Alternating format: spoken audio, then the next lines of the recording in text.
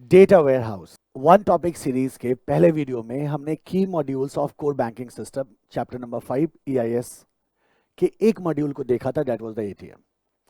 आज इस वीडियो में हम दूसरे मॉड्यूल को देखने जा रहे हैं, that is the data warehouse. मेरा नाम सुमित परासर और मैं आप सबका तहे दिल से स्वागत करता हूं वन टॉपिक सीरीज के वीडियो नंबर 2 में, जहां हम बात करने जा रहे हैं डेटा वेयरहाउस के बारे में। As I told you, data warehouse की अगर हम बात करें तो again we have to understand, we have to talk about three things.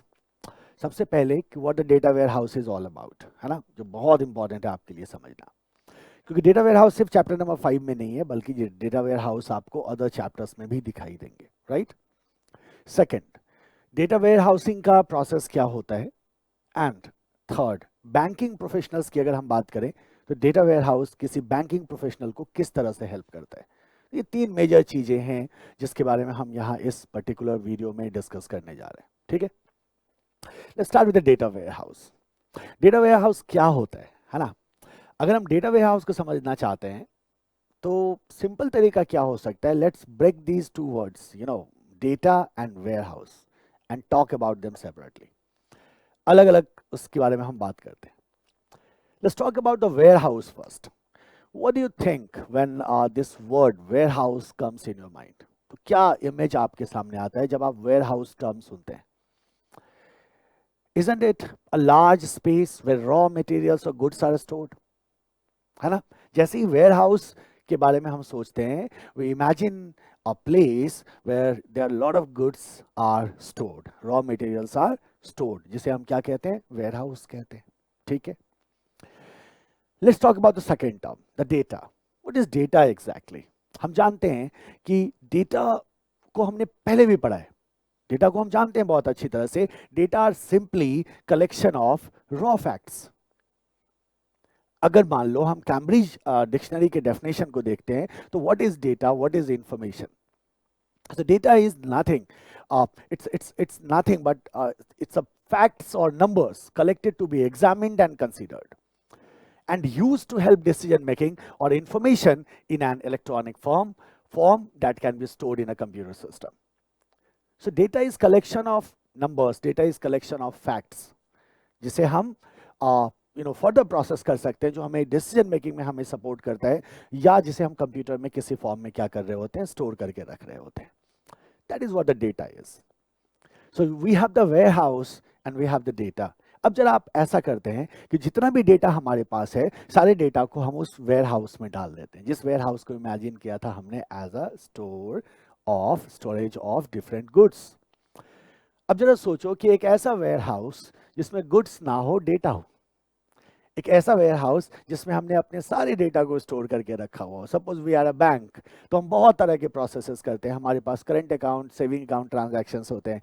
हमारे पास डिफरेंट टाइप्स ऑफ लोन्स हम प्रोवाइड करते हैं अपने कस्टमर्स को। हमारे पास डिफरेंट टाइप्स ऑफ, आप कह सकते हैं कि प्रोडक्ट एंड सर्विसेज हम ऑफर करते हैं कस्टमर्स को। उससे रिलेटेड जितना भी डेटा है हमारे पास, सारे डेटा को हमने एक जगह स्टोर करके रखा, तो हमने उसे क्या कह दिया, डेटा वेयरहाउस। So simple है, put all your data at one place, or in other word we can say in one electronic reservoir, and that one electronic reservoir where all types of data are stored is called as data warehouse. So what is data warehouse? तो हम कहते हैं data warehouse is nothing but a huge electronic reservoir where we store different types of data collected from different types of sources, like external sources and internal sources. कुछ data हमारे organisation के अंदर का हो सकता है, कुछ डेटा हम बाहर से ला सकते हैं, है ना। तो इंटरनल और एक्सटर्नल दोनों सोर्सेज से डेटा को कलेक्ट करके हमने एक जगह स्टोर करके रखा, and that is called as data warehouse. इसकी जरूरत क्यों हुई? तो सिंपल से दो कारण थे जिसकी वजह से डेटा वेयरहाउस का, आप कह सकते हैं कि आपके सामने ये कॉन्सेप्ट आया। सबसे पहला कारण है इसका रिपोर्टिंग, एंड दूसरा कारण है एनालिसिस। तो हमेशा दिमाग में रखना कि why we need data warehouse exactly is just there are two reasons behind that. One is the reporting and one is the analysis. इसी पर्पज से वेयरहाउस को क्रिएट करते हैं। अब आपसे ये तो वेयरहाउस को समझने की बात हुई, तो हमने कहा जी data warehouse is a huge electronic reservoir where all data of institution is what, stored, ठीक है, and data warehouse further helps in reporting and analysis, और it fulfils the purpose of reporting and analysis. अब सवाल है कि आपसे कैसे पूछा जा सकता है एग्जामिनेशन में। सो डेटा वेयर हाउस का चैप्टर नंबर 5 में अगर हम एज अ की मॉड्यूल अगर हम उसे देख रहे हैं तो डेफिनेटली हम बैंक के कंटेक्स्ट में देख रहे हैं। So what a banking professional do with this, what a banking professional will do with the data warehouse. So दो इंपॉर्टेंट पॉइंट हैं, दो बुलेट पॉइंट्स, कितने बुलेट पॉइंट हैं, 2 बुलेट पॉइंट्स हैं जो आपको ध्यान में रखना है। There are 2 bullet points. अब वो कौन कौन से हैं? सबसे पहला, banking professional use data warehouse to simplify and standardize the way they gather data and finally get one clear version of truth. हम जानते हैं कि banking professional deals in huge amount of data, that is जब हम बहुत ज्यादा volume of data की बात करते हैं तो उसके लिए एक टर्म होता है बिग डेटा। सो बैंकिंग प्रोफेशनल क्या कर सकते हैं, वेयर हाउस को इस्तेमाल कर सकते हैं to simplify and standardize the way they gather data. वो किस तरह से डेटा को गैदर कर रहे हैं फ्रॉम इंटरनल एक्सटर्नल सोर्सेस, उसको वो स्टैंडर्डाइज कर सकते हैं, उसको सिंप्लीफाई कर सकते हैं, और finally can get one clear version of truth. So one data, one version of truth. Second point, they use data warehouse as it helps them in difficult data management, deal with large quantity of data, ensuring accuracy and to analyze data. So of course you are dealing with huge amount of data if you are a bank professional.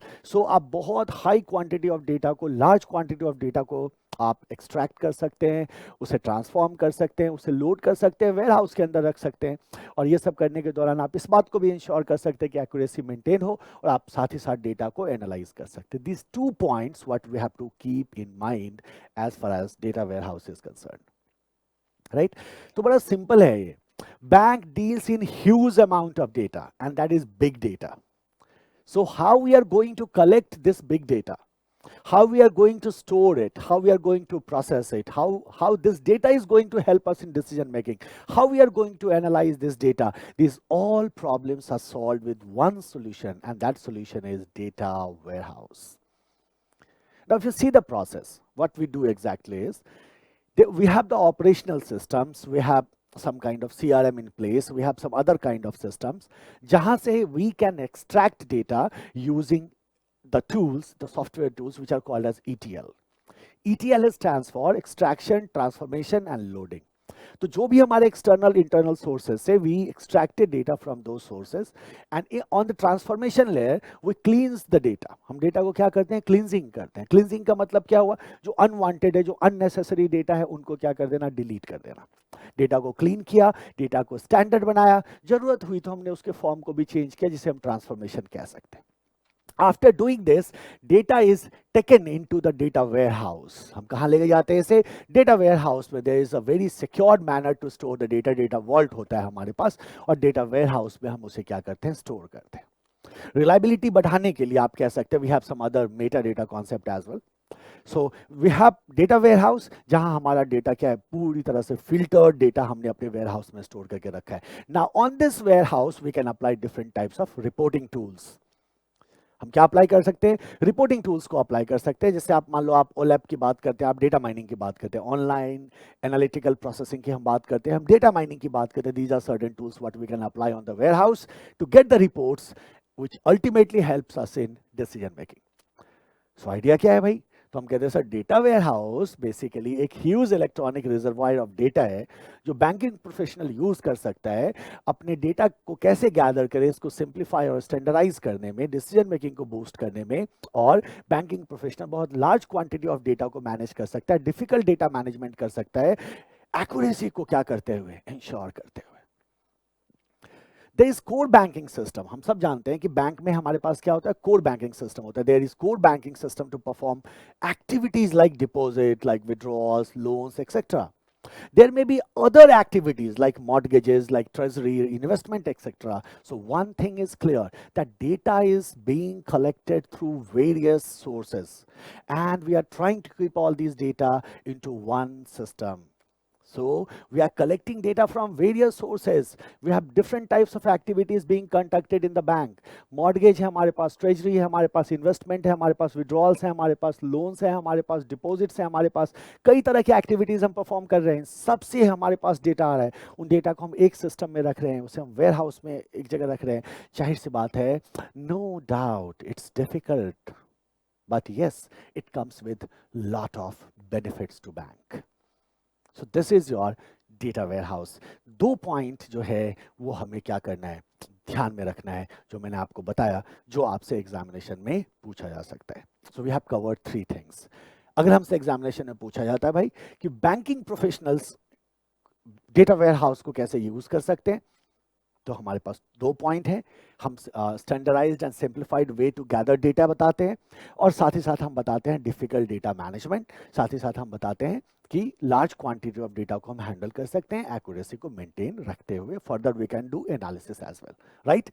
अगर हमसे पूछा जाए data warehousing का process क्या है, तो हम simply कहते हैं कि we collect data from internal and external sources through the ETL, then we transform it, cleanse it, and further we load it into the data warehouse, and now we can apply different kind of reporting tools to get reports which further help us in decision making. So this is your data warehouse.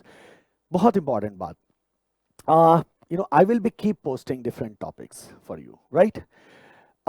But what you have to do is, if you are looking for a particular topic from a particular chapter, तो इस video के link में आप निश्चित रूप से क्या करिएगा, अपना वो टॉपिक का नाम आप डाल दीजिएगा, टॉपिक का नाम आप कमेंट कर दीजिएगा, ताकि जो टॉपिक आपका एरिया ऑफ इंटरेस्ट है, जिस टॉपिक में यू आर फेसिंग डिफिकल्टी, मैं उन टॉपिक्स को भी साथ ही साथ कवर करता चलूँ. वो किसी भी चैप्टर से हो, EIS से हो या SM से हो, डजेंट मैटर.